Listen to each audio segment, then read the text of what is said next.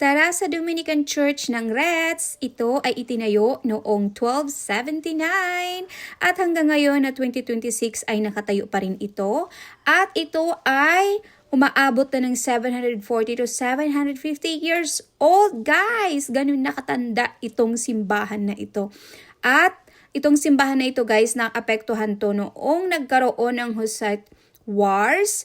At syempre, nagkaroon ng restoration. So, ganun. So, itong simbahan ay structure dates back to the late 13th century. Oh my goodness, diba? Ganun na ito katagal, guys. So, unang bubungad sa atin ay itong mga malalaking puno sa labas ng simbahan.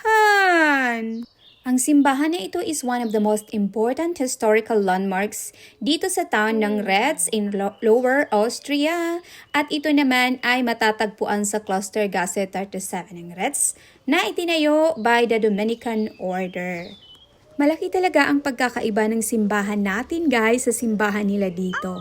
Kung sa simbahan natin, palaging open sa mga tao, dito mayroon lang talagang certain time kung kailan ka pwedeng pumasok sa loob ng simbahan. Mostly, it is Sunday kapag mayroong mass, and then kapag mayroon namang mga events na ginaganap.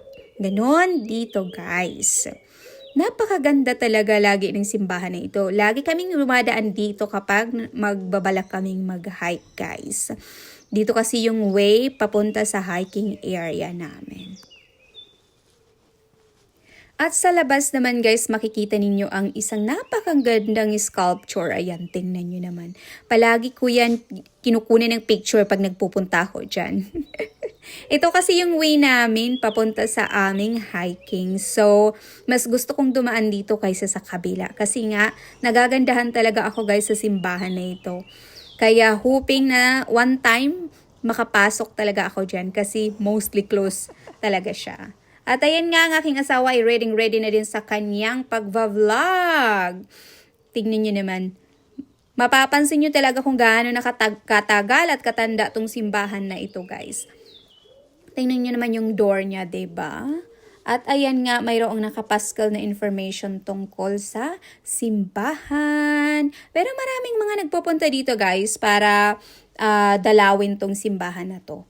Pero hindi din sila makapasok. Depende kung sumasakto kayo sa oras or sa date kung kailan sila open. But mostly it is Saturday and Sunday, or if there are some events or concerts inside. So, ayan. Tingnan nyo na yung door na yan, guys. Oh, halatang matagal na siya, no?